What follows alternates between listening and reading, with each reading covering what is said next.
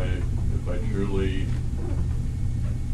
thought, you know, that we could get a bigger percentage of the voters to speak their mind, I guess I would probably be in favor of that. You know, like you said, that might not always be the case, I don't know. Well, we've done the mail-in the last 2 elections, and I like it, but it's, you know, that's personal preference. In Garfield Yeah. County. Oh, I think some of the farmers that are out in the field appreciate it.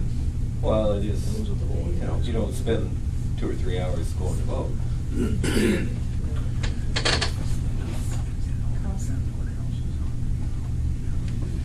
What was the cost of these guys? You know, all these estimates, about 3,000. There'd be nothing else on here. Can you balance that with, you know, people get better opportunities at least?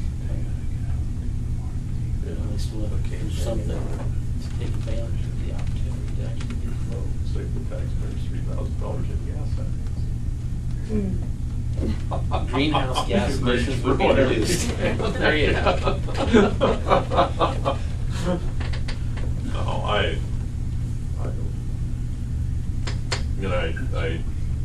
share your concern about getting everybody educated prior to the poll.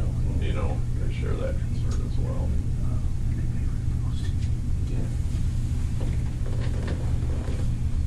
No, that don't answer your question, Max. You have to know that by next meeting or tonight? Told her I'd let her know tomorrow. Oh. Well, that would be, it would need to be known by the, when you call the election at the latest, because that's At the what the latest. verbiage on the resolution would say by mail-in or by polling. You need to know more. That would take a straw vote She's here. kind of been wanting to know, but I don't know if she has to know by tomorrow, but she's been wanting to know. And And ultimately, she's nice it's up enough, to she her. could to just do. determine that herself. We don't, she doesn't have to give. Yeah, I understand. Can we say that all those materials start going out 50 days in advance? You know, you can request in 45, you know, to receive like absentee, if it's not an all mail. If it's a mail deal. Yeah, if it's a mail, that I don't know. Did she say? She didn't say. If I it's a didn't mail, ask. don't they just go out to everybody? You know? At a But like certain- how, over Yeah. what kind of time frame, I guess?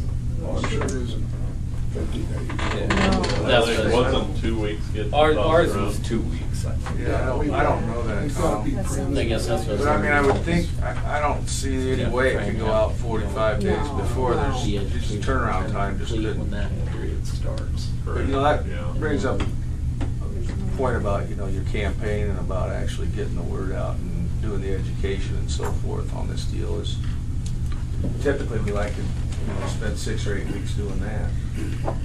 So, you know, if you call the election at the September meeting, it might be a good time for folks to invite other folks to come after the board meeting and have an informal time to sit down and go through some of this campaign organization and find some identify some key people that you want involved in this that are willing to commit some of their time to get the word out And I guess, yeah, that's where I was concerned because, you know, if we want to get factual, you know, information and just details out there, you know, we've got to be able to stick to that timeline, you know, then whatever happens at that point, I guess happens, but, you know, I think it's pretty important to us, at least I know on the committee, that we wanted factual information out there and deal with that. Let people decide off of that. Make sure the facts are out there first. I would say, after the next, we need to start working hard. We need the information available at, or shortly after the next board meeting, so we Yeah. can start. And I guess there's a couple, or one of our thoughts too is that, I don't know if it's our thought, but you don't want to come out too hot and heavy, you know, 8 weeks away from the election, throw everything out there and be done. You know, you've got to kind of build up to it, so it may take a few weeks to get your momentum going, get people on board, start getting your committees doing the things you want them to do. And usually we do, you know, a door-to-door committee, or we'll do speaking bureaus, or we'll have a phone bank committee that'll gauge support or of folks that they get a hold of, and so you have a pretty good sense of what's going to happen going into the deal, going into the election day. But then you really want to kind of build to a peak right there a week or two out. But if the ballots go out 3 weeks before you. Yeah, that's the other thing too. If you're doing a mail-in, you've got that timing lag there that you've got to account for. And, you know, in our experience, the no voters are no voters, and the yes voters are yes voters, and then the ones that are in betweens are the ones you have to work on. You have to identify those folks and give them a reason why they should. You know, why would it make sense to them? Because the bottom line is, those folks that are no voters, and because it's purely a pocketbook vote, that's the way they feel, and that's the way it's gonna be. And you'd be wasting your time to try to convince them otherwise. And for the most part, that's right the way it is. As we go for saving the money and check with like the Garfield County clerk and see if they feel like it has helped the number of votes, you know, just do a touch more checking. Well, I was gonna say, maybe we ought to find out before we say one way or the other, just how far out the ballots, how far ahead the ballots go out. You know, if we're talking 3 weeks, that's gonna be hard to cover that 3-week time period.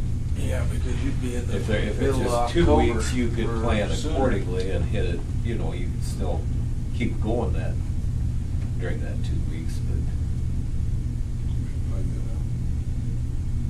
and like you say, it's her call anyhow, but, you know, she's apparently looking for a suggestion or recommendation from us.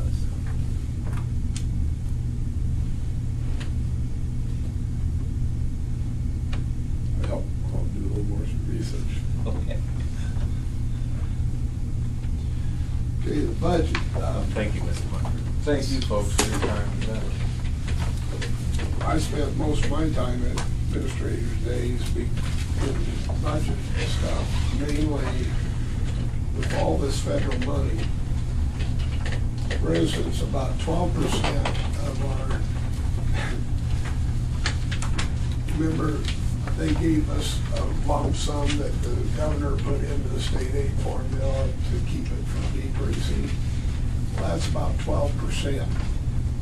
So we're gonna get that 12% completely separate from the rest of our state aid.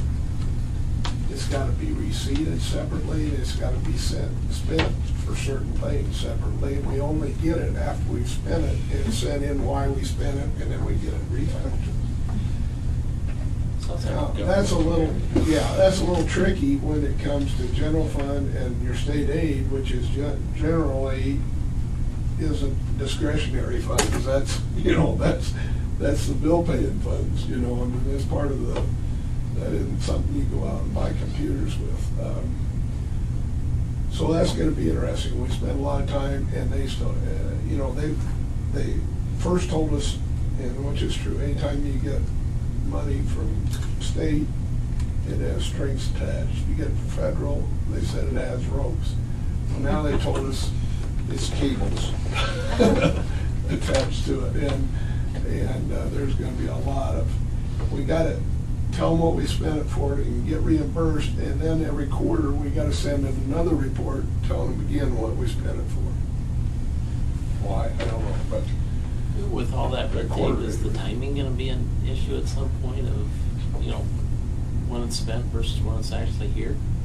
Well, I mean, ideally, we're going to, if we can figure out a way to spend that 300,000 or whatever it is I got in my office, the first month, or the first 2 months. Get it over with. Get it over with, get it reimbursed, and then I don't have to worry about it, but I don't know if I can do that, because again, there's certain things you can spend it on, and they aren't necessarily on that part. Now, the federal fund, the federal grant funds are a different you know, again, we got a little more, it can be spent for different things, and a little more flexibility there, but it's just gonna be a challenge, and